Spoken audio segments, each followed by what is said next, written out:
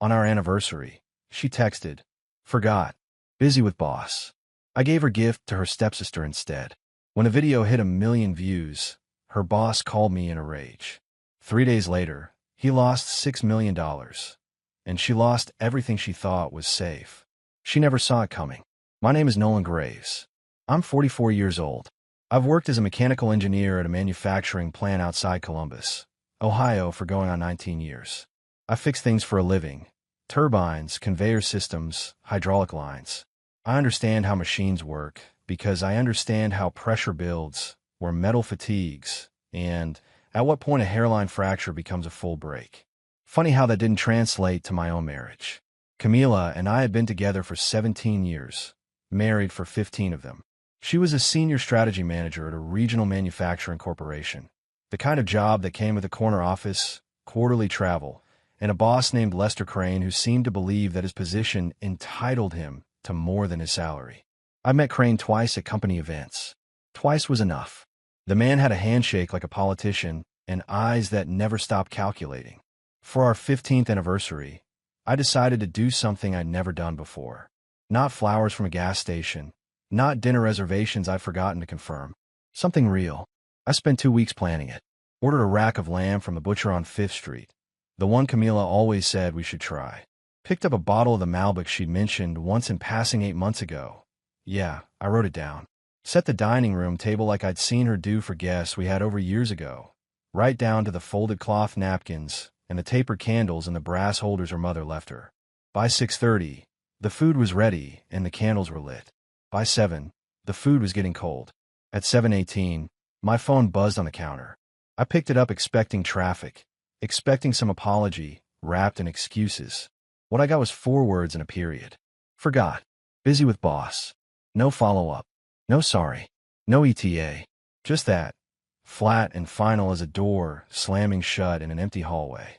I stood there for a moment with the phone in my hand, looking at the table I'd set like I actually thought it would matter.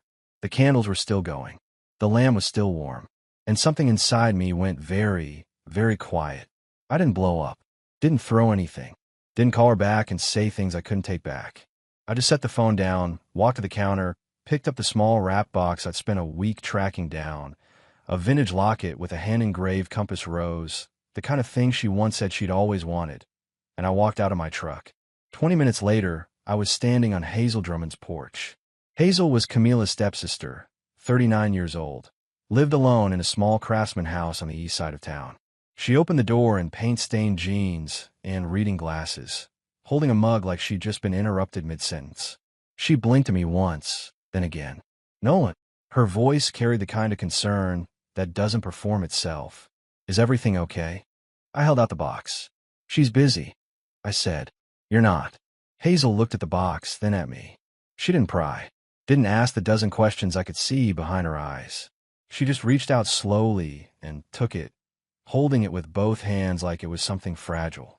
"You sure about this?" she asked quietly. "Gift doesn't mean anything sitting on a counter," I replied.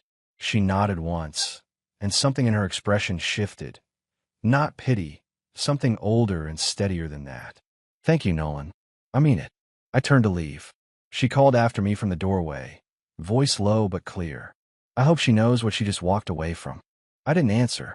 I got in the truck and drove home to a table still set for 2, candles burned halfway down, and a silence that had stopped feeling like absence and started feeling like an answer. She came home at 1:53 in the morning. I heard the door, her heels, the coat coming off. She didn't glance into the dining room, didn't say my name, just moved through the dark house like a woman who'd long since stopped wondering if anyone was waiting. I lay on my side of the bed and stared at the ceiling, and I started counting. Not the years, the patterns. I didn't sleep much that night. Not because I was crying into my pillow. I was past that. I lay there with my eyes open, running numbers the way I run diagnostics on a failing machine. What broke? When? Why I didn't catch it sooner? Camila left early the next morning without a word about the dinner, without a glance at the dining room I still hadn't cleared. She poured her coffee, checked her phone twice, and walked out the door like the evening before had simply ceased to exist. I sat at the kitchen table and watched her go. Then I drove to work, put in a full shift recalibrating a hydraulic press that had been throwing off tolerances for a week, came home, and called Boyd Tillman. Boyd was my oldest friend, 46, worked in industrial safety inspection, the kind of man who said exactly what he thought and never dressed it up to spare your feelings. We'd known each other since our 20s. He answered on the second ring. She didn't show, he asked before I'd finished the sentence. For words, I told him. Forgot. Busy with boss. A long pause. Then Boyd said, low and flat, Nolan, that's not a mistake. That's a choice. I didn't argue. I already knew he was right. What I didn't know yet was that Hazel had filmed herself opening the gift. She texted me the next morning. Just a heads up, nothing dramatic. Said she'd recorded a little clip for herself, something personal, and had accidentally shared it to her public profile instead of a private story. She offered to take it down. I told her to leave it. At that point, it had maybe 200 views. I figured it would fizzle out by afternoon. It didn't fizzle. By noon, it had crossed 40,000. By the time I got home from work, my phone had a notification from Boyd. Brother, you need to look at this. I sat down at the kitchen table and watched the clip for the first time.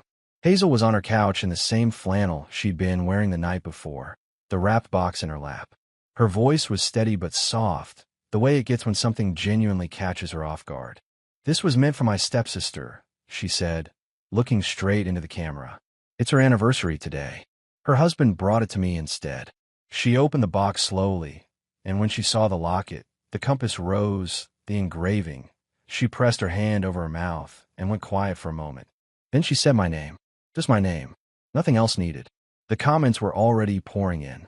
She skipped her anniversary for work, and this man brought the gift to her sister. The quiet ones always see everything. Watch out for the quiet ones. This is what it looks like when a man runs out of patience. No drama. Just redirection.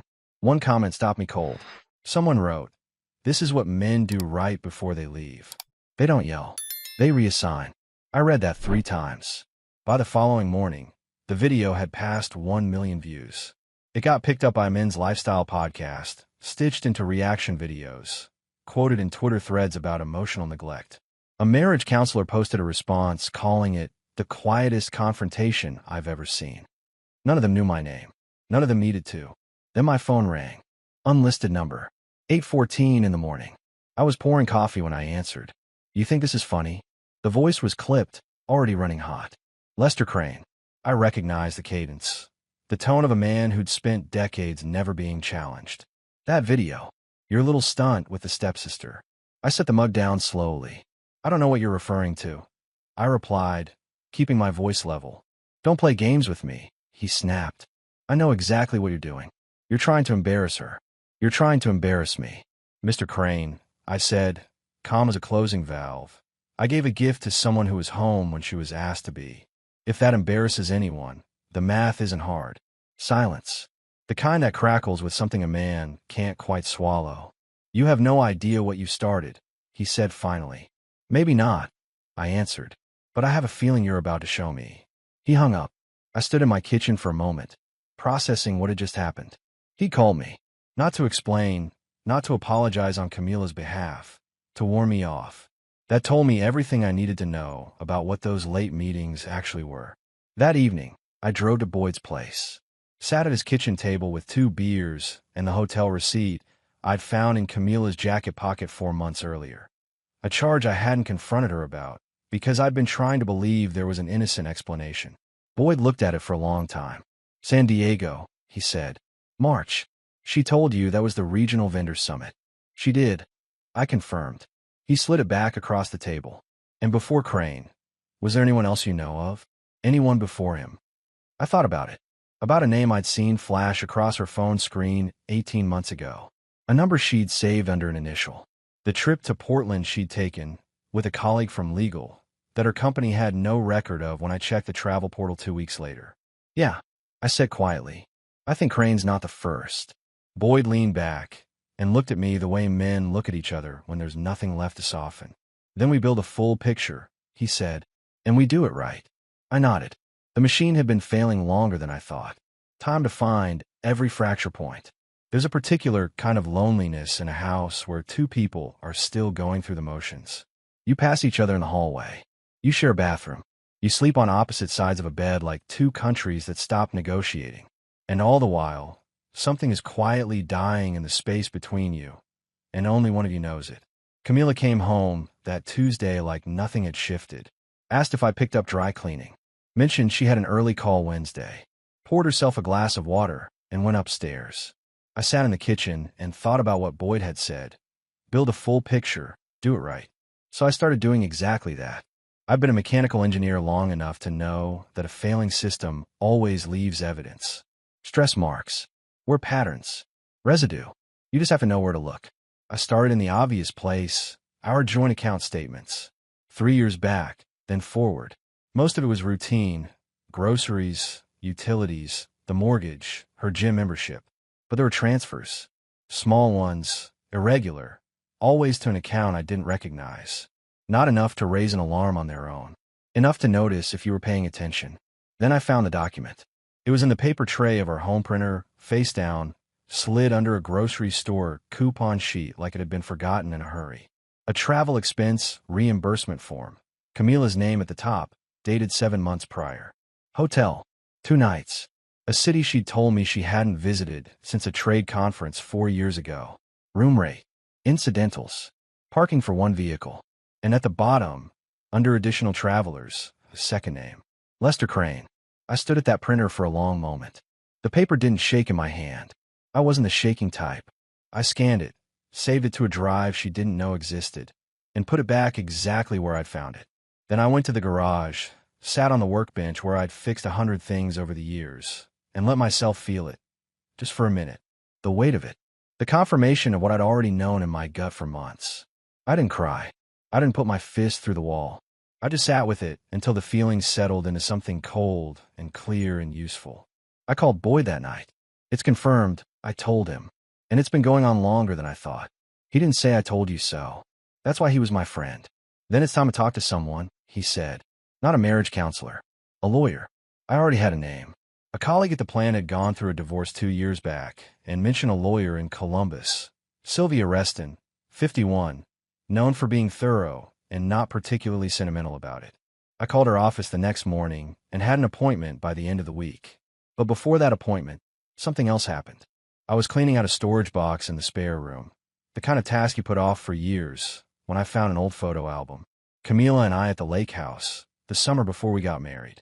Both of us squinting into the sun, her laughing at something I'd said, my arm around her shoulders like I owned the whole afternoon. I looked at that photograph for a long time. I didn't feel rage looking at it. I felt the specific sadness of a man who realizes the version of his life he thought he was living into a long time ago, and he just hadn't gotten the notification. I closed the album, put it back in a box, and drove to Sylvia Reston's office on a Thursday afternoon. She was exactly what I'd hoped for. Compact, precise, the kind of woman who got to the point without warming up to it. She looked at the documents I brought, the expense form, the account transfers, the hotel booking confirmation I'd pulled from a shared email thread Camila had forgotten to delete, and she organized them on her desk without changing her expression. You've done good preliminary work, Sylvia said, tapping the edge of the stack. This is a foundation. We build on it. She explained what the next steps looked like. Ohio was an equitable distribution state. Camila's income was significantly higher than mine, which worked in my favor depending on how assets were structured. The financial transfers would need forensic review. The expense forms were potentially actionable, depending on what Crane's company policy looked like. She's going to push for a share of your pension and your retirement accounts, Sylvia added, leveling her gaze at me. Be ready for that. I nodded once. I'd expected it. Walking out of that office, I felt something I hadn't felt in weeks. Not relief exactly. More like the sensation of a bearing finally seated correctly. Everything clicking into alignment. The plan was real now. It had weight and direction. I drove home, made dinner, and set one plate on the table. Camila came in at 7:40. Saw the single plate. Looked at me. Weren't you going to make enough for both of us? I picked up my fork and answered without looking up. I didn't know if you'd remember to come home. The silence that followed was longer than any argument we'd ever had. I've known men who blow up when they're cornered. Raise their voices, kick over furniture, make sure everyone in a 3-block radius knows they're suffering. I've never been built that way. When pressure builds in me, it doesn't explode, it compresses. Gets denser. More precise. Camila had never quite understood that about me, which turned out to be her single biggest miscalculation. 2 days after I met with Sylvia, I got a call from a number I recognized. One of Camila's friends from her book club, a woman named Patricia, who'd always been perfectly pleasant in the manufacture way of people who never say what they actually think. She opened with small talk, then got to the point. Nolan, I'm just calling because Camila is really struggling right now, and I think if the two of you could just sit down together. Patricia, I cut in gently. I appreciate you calling. I really do. But this isn't something that gets resolved over a sit-down. A pause. She says you've been cold, distant, that you're not communicating. I let that land, then replied evenly. Camila had a full dinner waiting for her on our 15th anniversary. She texted me 4 words and didn't come home until 2 in the morning. I think the communication issues are fairly well documented. Another pause, longer. Then she said she hoped I'd think about it. And we hung up. That was the first. By the end of the week, there had been 3 more. Her college roommate, a neighbor named Dave who I'd always liked less than I let on, and her cousin from Dayton who'd never once called me in 15 years of marriage. Camila had assembled a delegation. She was working the phones like a campaign manager, trying to build consensus around a version of events where I was the unreasonable one. I took every call. I was polite to every one of them. And I said the same thing each time in different words. I hear you. This isn't changing. What none of them knew, what Camila herself didn't know yet, was that I'd already filed. But before the filing became real, something else needed to happen first.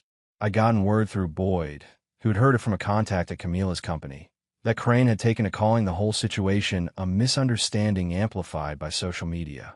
He was managing his own reputation now, which meant he was nervous. Nervous men get careless, and careless men go to lunch. Boyd confirmed it on a Wednesday morning. Crane's got a regular table at Meridian Grill.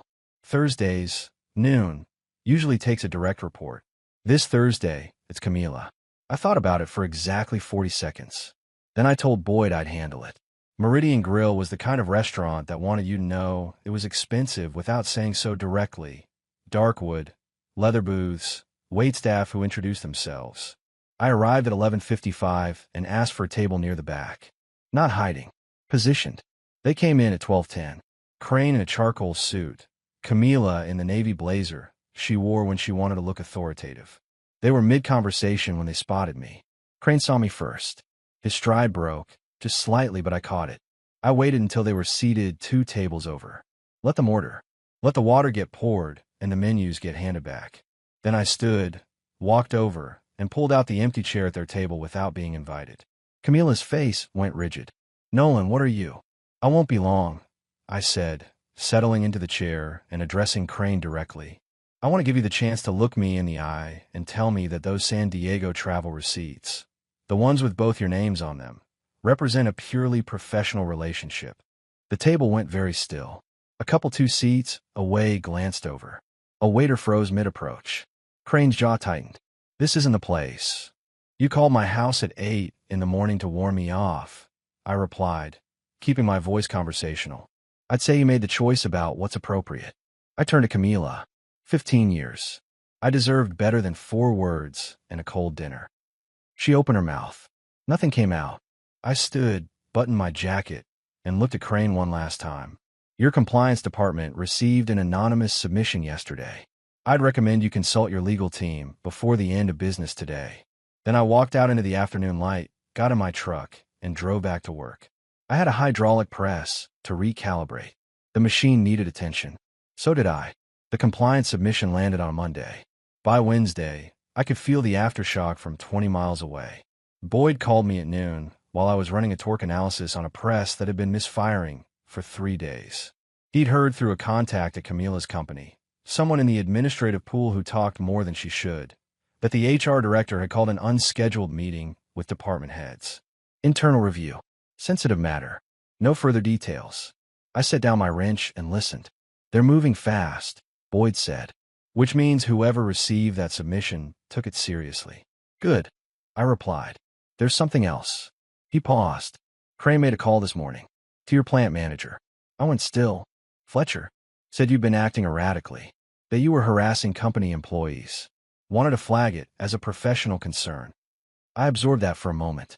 Crane was reaching outside his lane, applying pressure where he thought I might be vulnerable. It was the move of a man who felt the floor shifting under him and was grabbing at anything solid. What did Fletcher say? Boyd almost smiled. I could hear it. Told him he didn't take personnel calls from people outside the organization and suggested he consult his own HR department. I exhaled slowly. Dave Fletcher had been my plant manager for 9 years. The man had more integrity in his coffee mug than Crane had in his entire LinkedIn profile. I made a note to thank him, but the pressure didn't stop there. That same week, Camila's friends came at me in second wave. Her college roommate sent a text. Her cousin from Dayton called, a woman who hadn't dialed my number once in 15 years of marriage. Then her neighbor Dave stopped me in the driveway on a Thursday evening, hands in his pockets, voice carefully casual, suggesting that sometimes people needed space to make mistakes and find their way back. I listened to every single one of them. I hear you. I told each one, in different words each time. This isn't changing. What they didn't know, what Camila herself didn't know, was that 2 days after my meeting with Sylvia, I had quietly submitted the filing for legal separation. The paperwork was already moving through the system. The decision had been made before any of them picked up their phones. Sylvia called me Friday afternoon with an update. The forensic accountant she'd referred me to had completed a preliminary review of the financial transfers. 11 separate transactions over 22 months. Total amount just under $14,000. All routed to a secondary account in Camila's name alone, opened 8 months after we got married. It's not a smoking gun on its own, Sylvia said, but combined with the expense documentation and the travel records, it builds a coherent picture of sustained concealment. What's our exposure on the pension? I asked. She'll go for it. Her attorneys will argue long-term contribution and shared sacrifice. We counter with the financial diversion. $14,000 redirected from marital assets weakens her claim of good faith partnership considerably. I wrote everything down in the same notebook I used to track equipment maintenance schedules. Dates, figures, action items. Systems thinking applied to a collapsing marriage. It was the only way I knew how to operate. That evening, I went to Boyd's house for dinner. His wife Janet made chili and didn't ask questions, which was exactly what I needed. I sat at their kitchen table and felt, for the first time in weeks, like a human being instead of a case file. You holding up? Boyd asked, once Janet had stepped out. Yeah, I said, and I meant it. Not because things were good, because I was clear. There's a difference between a man who's fine and a man who knows exactly where he stands. I was the second one. Walking to my truck that night, I stopped on their front porch for a moment and looked at the neighborhood. Porch lights on, a dog barking 2 houses down, somebody's sprinkler clicking through its cycle. The ordinary world, still going. I'd be part of it again. A different part, but still. I drove home, checked my email, and found one from Sylvia marked urgent. The forensic review had flagged something additional. A life insurance policy, taken out in Camila's name 18 months ago, that listed a beneficiary I didn't recognize. Not a family member. Not me. I read it twice. Then I picked up my phone and called Sylvia back. Add it to the file, I said. The thing about the internet is that it doesn't forget. It archives, reposts, stitches, and duplicates. You can't stuff 1 million views back into a bottle. By the time Camila figured out that the video wasn't going away, it had already passed 2 million. A men's podcast had dedicated a 20-minute segment to it. A therapist in Denver had turned it into a YouTube explainer with the title, What It Looks Like When a Man Is Done. That one alone had 400,000 views. And then Camila did what people do when they can't control a narrative. She tried to hire someone to control it for her. Boyd found out through the same administrative contact. Camila had engaged a crisis communications consultant, a freelancer who specialized in what the industry politely called reputation rehabilitation. The strategy, as Boyd described it, was straightforward. Position Camila as the misunderstood victim of a passive-aggressive husband. Reframe the video as a manipulation tactic and generate sympathetic counter-content through anonymous channels. I read the summary Boyd sent me and almost laughed. The consultant apparently had no idea what Camila had actually done. He was working from her version of events, which, by her telling, involved a stressed professional who forgot one dinner and whose husband responded by orchestrating a viral public humiliation. No mention of Crane. No mention of San Diego. No mention of $14,000 quietly moved out of a joint account. I didn't release any of that publicly. I didn't need to. The filing was already in. The evidence was already with Sylvia. The compliance submission was already under review. The story the consultant was trying to spin had a foundation of sand. Then Hazel called me on a Tuesday evening, her voice careful and quiet. "Nolan, I need to tell you something.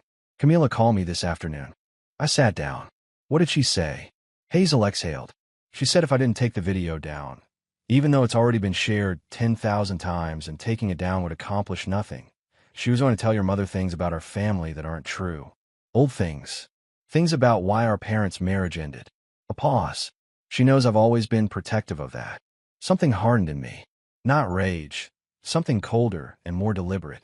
"Hazel," I said steadily, "did you record that call?" A brief silence. "I did. I always record calls I think might go sideways." "Send me the audio."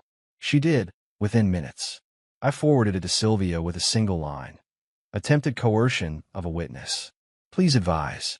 Sylvia's response came back inside 20 minutes. "This is now part of the file.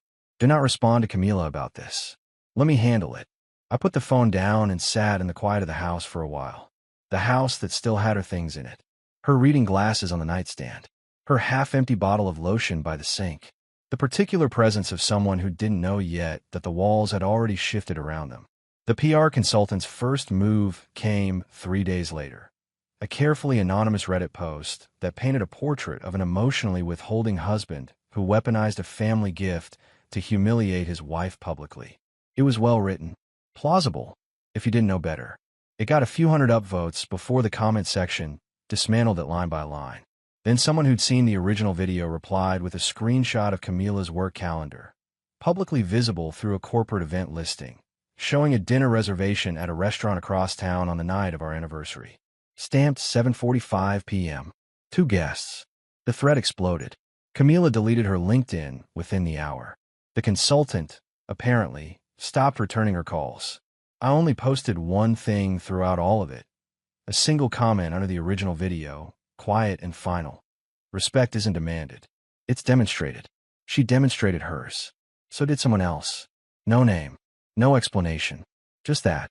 The comment rose to the top without any help from me. And somewhere in a conference room I'd never see, the first meeting about Lester Crane's conduct was already being scheduled. There's a kind of night that comes when everything is in motion, but nothing has landed yet. The papers are filed, the evidence is archived, the lawyer is working, and you're just a man sitting in a house that used to mean something, waiting for the next domino to fall.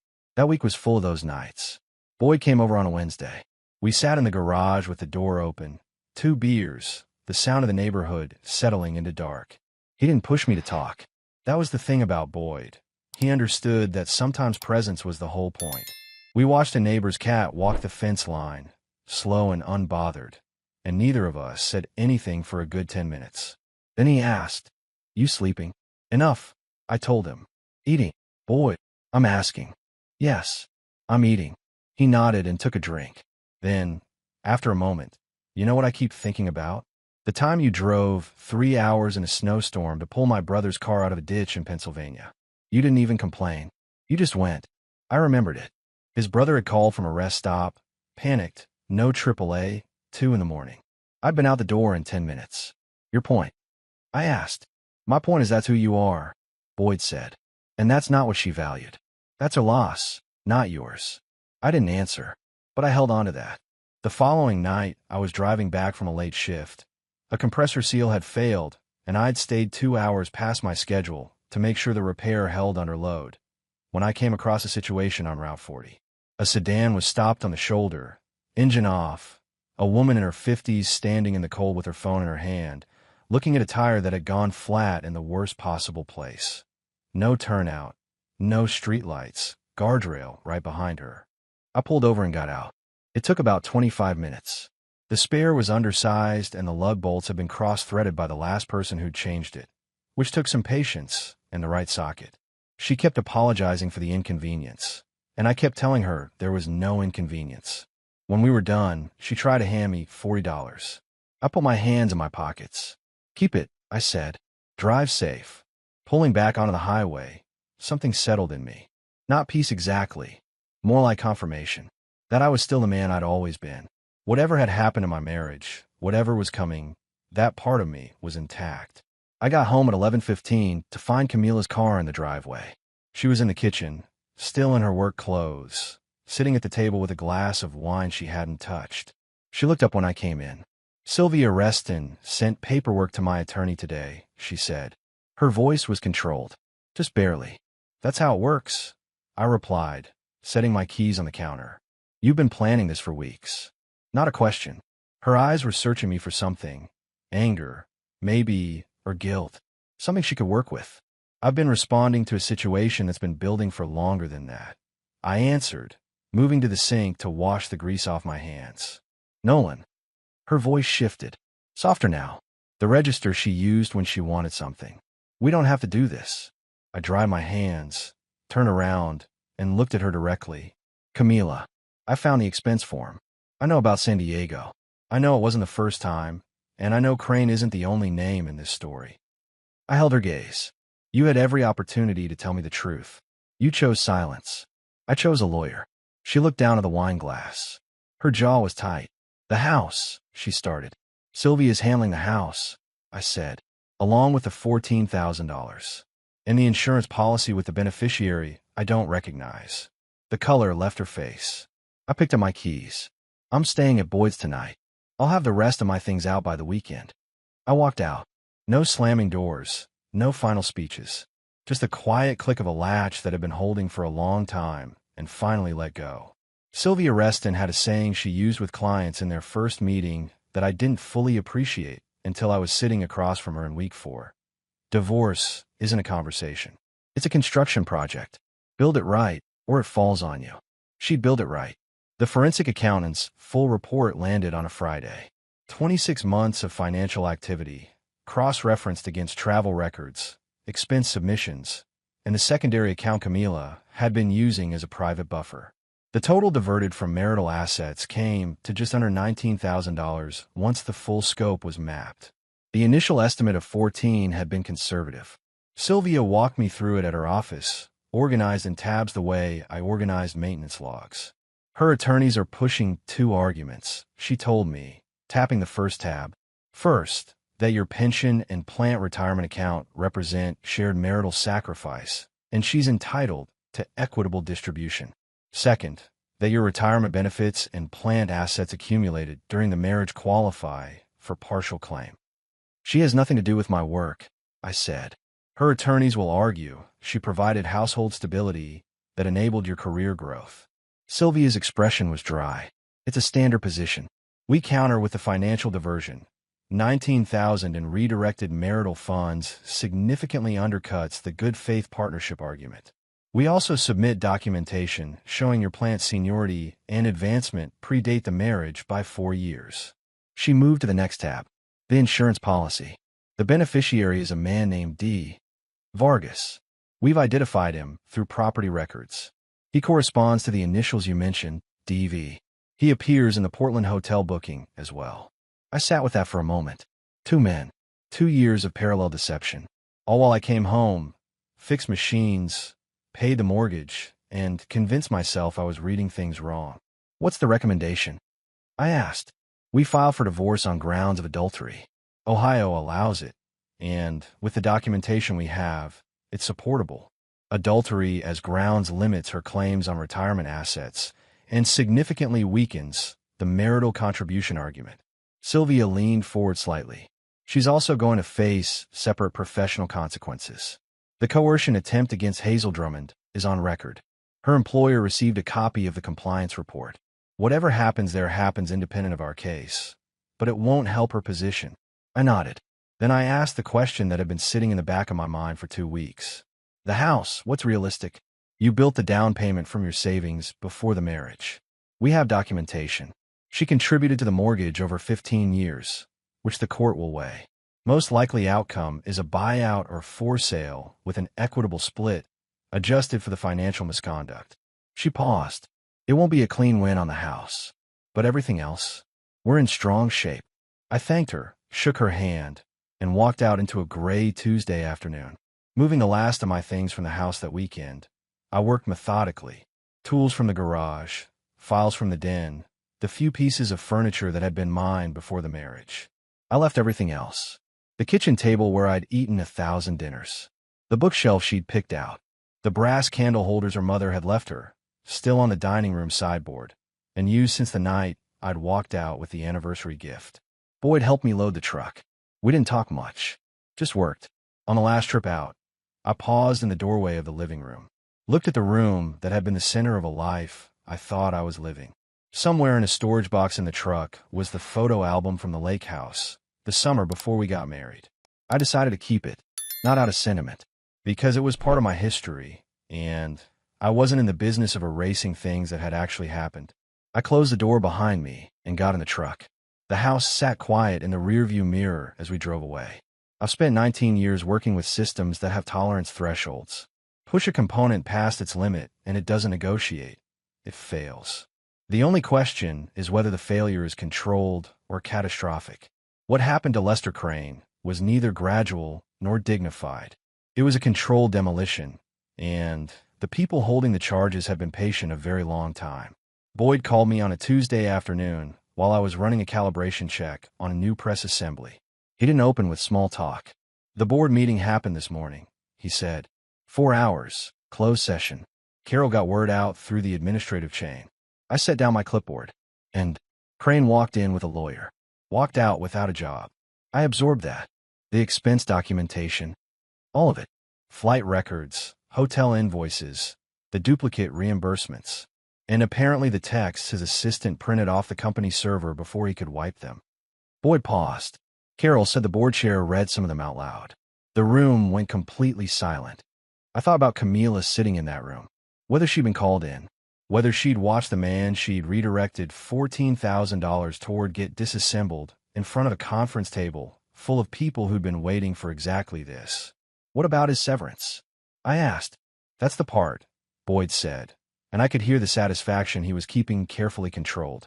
His contract had a conduct clause. Ethics violations, abuse of position, conduct bringing reputational harm to the firm. Any termination under those conditions forfeit severance, stock options, and deferred compensation. A beat. He walked out with nothing. Not a dollar. I didn't gloat. I just nodded at the phone like Boyd could see it. How much was he forfeiting? Best estimate Carol heard floating around? Somewhere north of $6 million. $6 million. The price of arrogance and the assumption that no one was watching. He tried to retaliate. Boyd continued. Filed a defamation claim against the company the same afternoon. Their legal team responded in writing within 2 hours. For words, try us. We dare you. He withdrew it the next morning. I thanked Boyd, ended the call, and went back to work. The press needed attention. The machine didn't care about Crane's severance package, and neither did my shift schedule. But that evening, sitting in Boyd's spare room where I'd been staying since I left the house, I let myself acknowledge what had happened.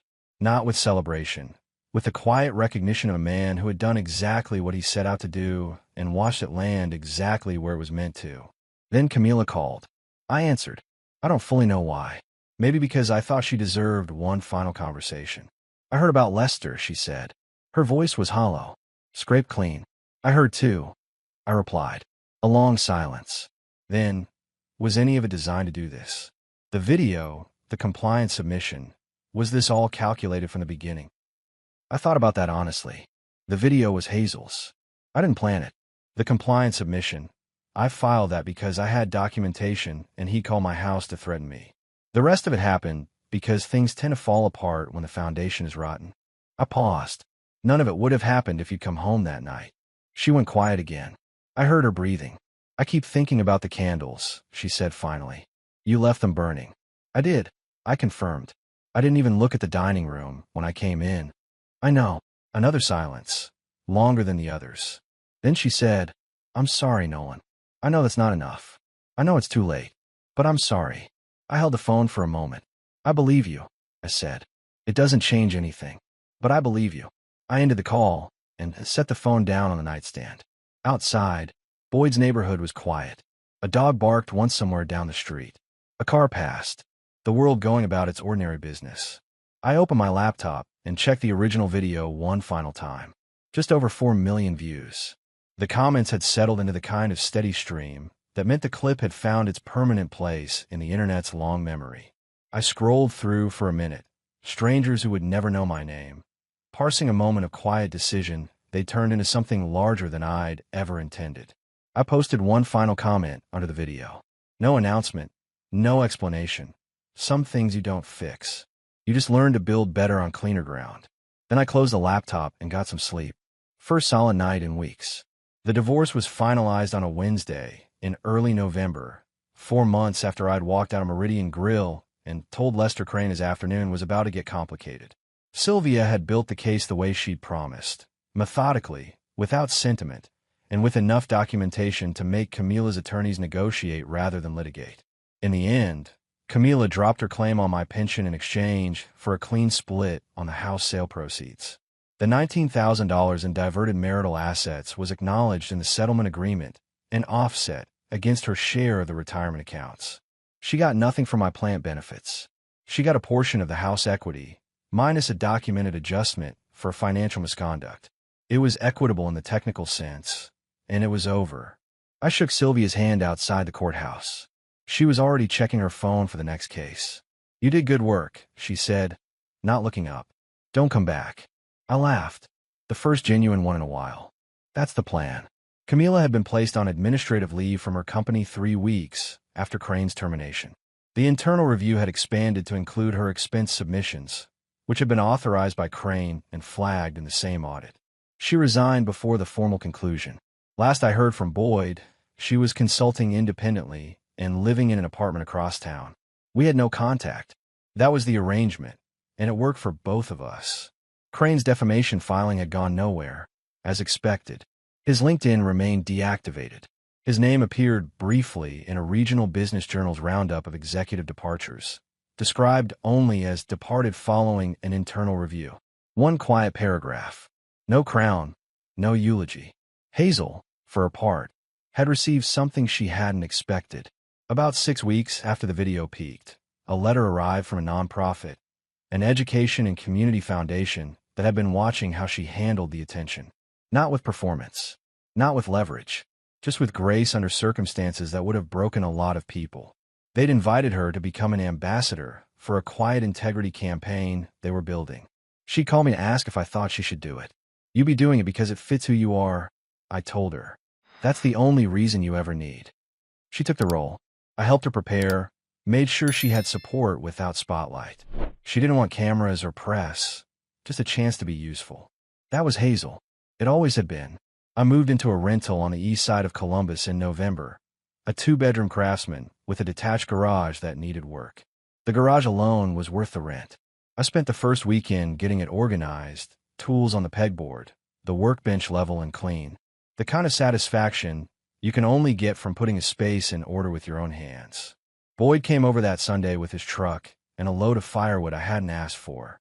"For winter," he said, stacking it against the sidewall. "I have a gas furnace." "And now you have a fire pit option too," he replied, unmoved. We built a fire in the backyard that evening, the two of us and Janet, and sat out there until the cold made it impractical. I looked at the yard, overgrown, patchy, a blank canvas, and thought about what I'd do with it come spring. New ground, literally and otherwise. I was still the same man who'd set that table, who'd lit those candles, who'd driven to Hazel's door at night with a gift that deserved better than a cold counter. That man hadn't gone anywhere. He'd just stopped putting his work into a place that wasn't built to hold it. 14 months later, I ran into Hazel at a coffee shop near a neighborhood. She was carrying a tote bag from the foundation, looked lighter than she had in years. We talked for 20 minutes, about her work, about the campaign's second phase, about nothing in particular. When she got up to leave, she paused.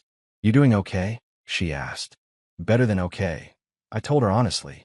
She nodded once, smiled the way she always did, without theater, and walked out into the afternoon. I finished my coffee and sat there for a while, watching the street. People moving through their ordinary days. The sun on the glass.